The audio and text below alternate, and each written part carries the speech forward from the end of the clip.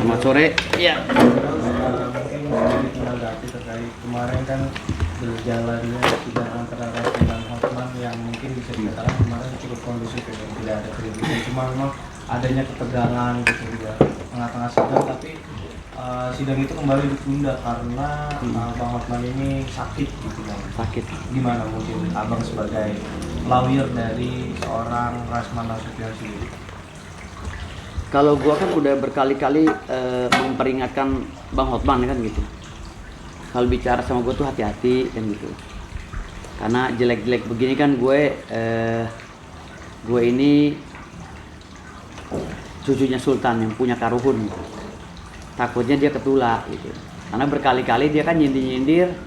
Terakhir dia nyindir tuh suruh rumah sakit jiwa itu nangkepin gue ya, seakan-akan menyuruh gue nangkepin gue dan Bang Rasman kan gitu, tangkap gitu kan. Ini udah ya seakan-akan dia tuh merendahkan banget lah gitu kan, merendahkan martabat gue kan, harkat dan martabat gue dan Bang Rasman. Tapi lebih ke gue sih kayaknya. Gue bilang hati-hati Bang Hotman, karena gue takutnya lu kena dam gitu. Ingat loh, cucu-cucu Sultan itu dilindungi loh, ya, dilindungi oleh Allah SWT terutamanya, karena mereka langsung terahnya itu langsung dari ada yang dari Hadramaut, ada yang dari Mekah, ada yang dari Irak gitu kan, Al-Baghdadi gitu. Jadi gue selalu bilang, kalau memang kan gini, Hotman Paris ini kan udah keterlaluan banget sebenarnya. Dia pertama-tama yang ngumumin bahwa karena hal sepele gue diumumin kemana-mana bahwa bas gue harus dicabut, ya kan? Gue harus dipecat dari organisasi, gitu kan? Gue harus dipecat dari organisasi. Dicabut udah, dipecat udah, harusnya diem kan? Masih ngoceh-ngoceh lagi terakhir. Tangkap dia, bawa ke rumah sakit jiwa. Kan gue udah bilang nggak usah ngomongin gue Bang Hotman, karena gue udah nggak ngomongin urusan itu kan gitu. Gue udah nasihatin, jangan Bang Hotman, karena gue ini udah gue ngapain ngomongin itu, bikin dia viral aja kan gitu. Gue udah sempat bikin video tuh, video sindiran ke dia. Lu kan udah nih, karena kasus yang mau gue bongkar terkait dengan dugaan pelecehan seksual yang lu lakuin, ya itu baru satu kasus loh. Ada banyak kasus nih. Ya kan? Termasuk adalah, kan gue bilang tadi, season 1, season 2, season 3 dia bisa mati nih. Mati berdiri gitu kalau gue buka. Kan gue bilang, gue kalau bekerja itu berdasarkan fakta integritas kan gitu. Nggak mau katanya. Gue bilang, udahlah, hanya gara-gara gue mau bongkar kasus lu, yang lu menjolimi wanita, nakut-nakuti wanita ya, agar bisa ditiduri sama lu takut-takuti dan lu lecehkan. Gitu. Maksud gua udah sampai situ. Gua dipecat udah. Ya kan, dari Kongres Indonesia. Dibekukan bas gua udah. Gitu loh. Ya udah cukup, kenapa sih sekarang ngejar-ngejar gua lagi, suruh nangkap rumah sakit jiwa. Tolong rumah sakit jiwa tangkap ini orang begini. Maksud gue ini bukan orang gila, gitu loh. Gue ini orang normal yang punya rumah tangga normal dan membiayai istri anak yang normal. Maksud gue nggak usah berlebihan lah. Udah cukup kok sampai segitunya gitu loh, rasa ketakutan dia sampai pengen mau ngancurin gue gitu kan. Rasa ketakutannya segitunya. Gitu. Udah cukup kali dengan provokasi yang dia lakukan ya kan, sehingga MA bergerak membekukan berita acara sumpah gue, kan udah cukup lah kalau bagi manusia yang waras ya, yang normal ya. Tapi bukan di situ aja, dikejar terus. Sampai gue diminta rumah sakit jiwa nangkap gue. Kan apa urusannya gue rumah sakit jiwa nangkap gue? Misalnya sindiran itu terhadap gue. Walaupun tidak secara eksplisit menyebutkan nama gue kan itu. Tapi kan kita orang dewasa tahu, oh nyindirnya kan dia lagi bermasalah dengan gue kan itu. Gue kan selama ini diam. Makanya gue nggak pernah tanggepin dia lagi kan. Nah terakhir sidang Bang Rasman tanggal 20 dengan dia, gue kan nggak datang. Gue izin sama Bang Rasman, Bang, gue izin karena gue mau ada pencalonan sebagai ketua umum Parvi. Gue melawan Kikusumo. Jadi gue nggak bisa tinggal karena kan cuma 2 calon. Dari 5 calon yang mencalonkan, yang gugur kan 3, gitu. Yang 2 ini masih ada gitu. Kan nggak mungkin gue ninggalin juga kan. Akhirnya gue izin sama Bang Rasman. Gue nggak ikut. Gue udah lupain semua.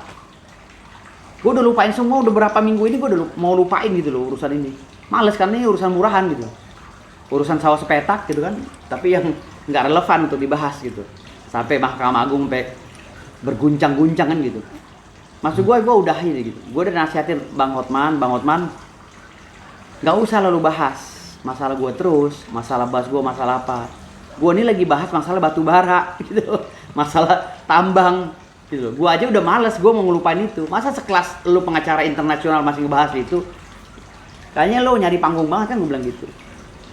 Akhirnya masih ngeyel kan, ternyata ada video terbaru kan. Dia nyuruh rumah sakit jiwa nangkap gua. Akhirnya dia masuk rumah sakit kan, ditangkap sama dokter gitu. Kan gue bilang, jelek-jelek begini gue kan cucunya Sultan. Pasti lu ada dam. Gitu loh. Udah banyak banget terjadi di keturunan gue, para Sultan. Kalau orang udah begitu membencinya, kita cukup istighfar, dia berbalik ke dia. Untungnya nyawanya nggak kecabut. Kalau nyawanya kecabut, coba. Udah banyak loh yang nyawanya kecabut. Udah banyak dari silsilah keturunan gue. Kalau orang udah lawan gitu, kita udah diem, lawan masih terus, kecabut nyawanya bisa. Udah banyak banget kejadian itu. Makanya gue selalu bilang, Bang Hotman udahlah, kita ngomongin yang lain aja. Urusan lo sama Bang Rasman silahkan, tarung deh lu berdua, gitu loh. Urusan gue mau nyari duit, gitu loh. Gue nggak mau pusingin ginian. Sebenarnya gue diwawancara wartawan juga, sebenarnya gue udah mau menghindar. Karena gue menghargai lu orang ya. Gue tuh udah nggak mau pusing urusan itu. Gue mau fokus nyari duit karena kebutuhan gue besar tiap bulan. Gitu.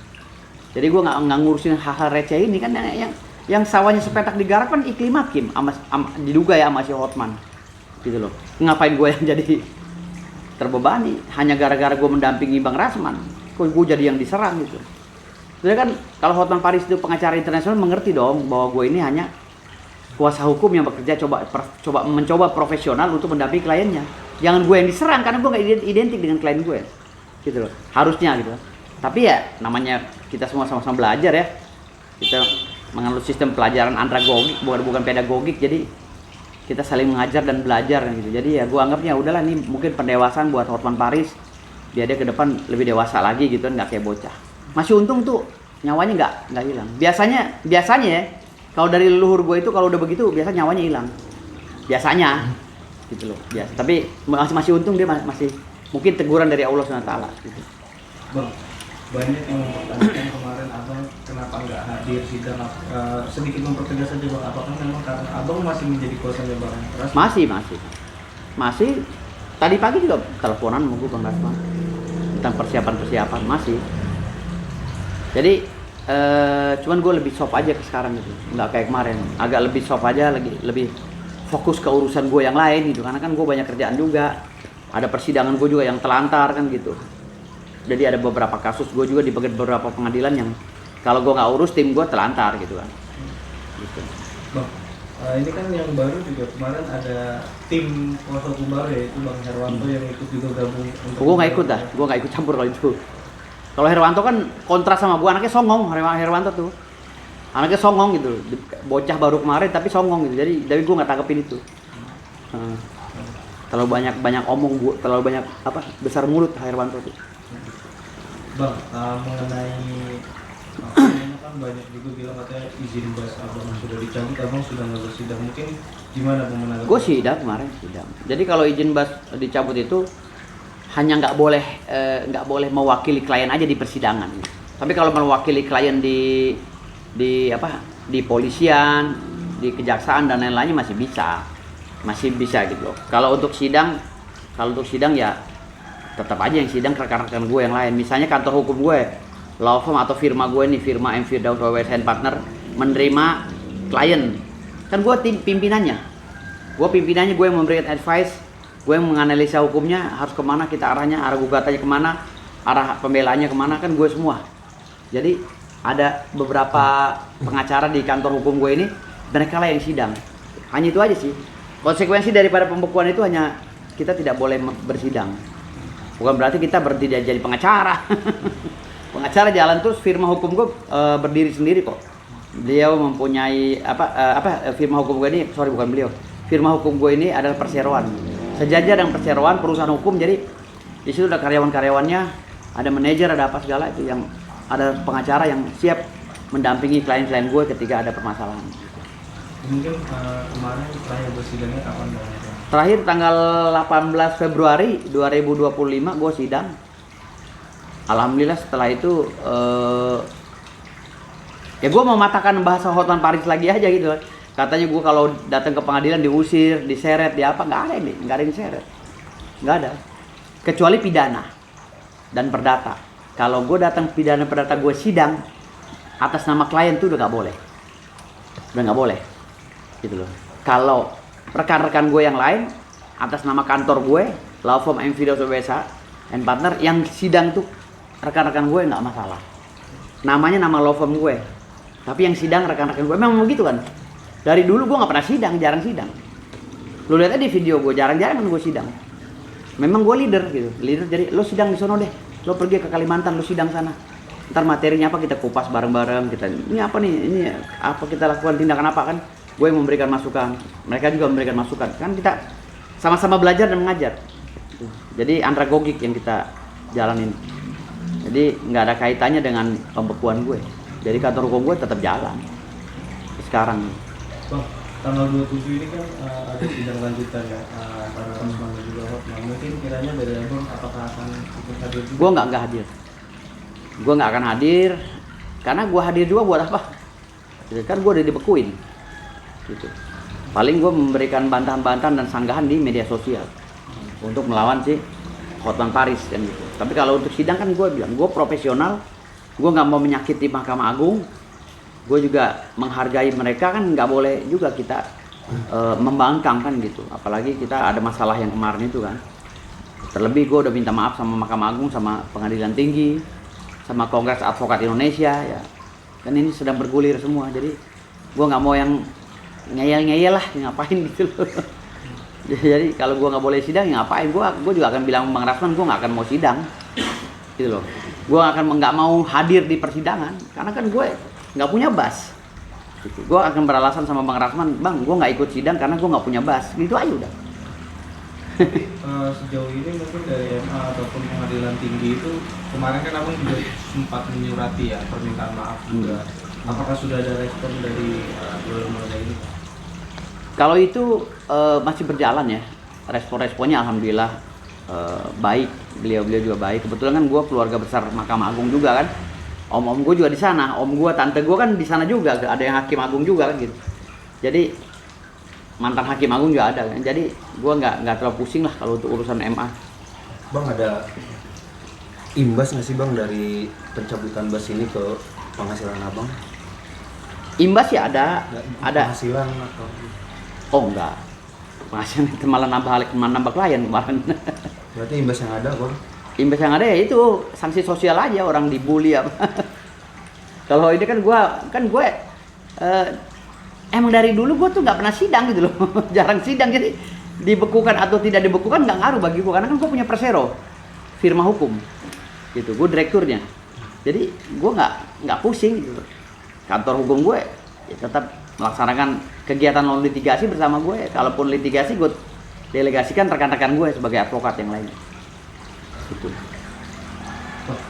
Bang, untuk terkait apa namanya, ini kan masih banyak juga yang bilang terkait kepemilikan Abang tanah yang 100. Oh iya, tar, gue mau jelasin masalah Depok kemarin. Oh, iya, boleh. Masalah gue sidang di Depok. Gue sidang di Depok itu, ya, matiin. Gue sidang di Depok, matiin itu ya teleponnya matiin. Jadi gue di Depok itu, ya, sidang di Depok itu, gue mewakili klien gue, ya, yang tanahnya diserobot oleh Universitas Islam Internasional di Depok, UIN 3, ya kan? Karena itu kan pembongkaran. Kasusnya udah lama tuh, udah hampir 2 tahun gue pegang. Dan akhirnya gue gugat, gitu loh. Karena rakyat ini nggak ngerti hukum dan gue juga punya hak di situ, yang gugat gue, bukan klien gue, ngerti ya? Jadi klien gue itu memberikan kuasa, gue yang menggugat, gitu. Jadi gugatan itu masih berjalan sekarang. Gue sebagai prinsipal, bukan sebagai kuasa hukum, tapi gue mewakili tangisan jeritan daripada masyarakat situ, masyarakat Kampung Bulak, gitu loh. Yang sebagian tanahnya diambil tanpa kompensasi yang jelas gitu. Tapi sampai sekarang gimana menurut? Masih jalan masih. Gugatan gua ada beberapa, ada 5 di pengadilan, masih berjalan semua. Gitu. Masih berjalan sampai tingkat banding dan lain-lain. Oke.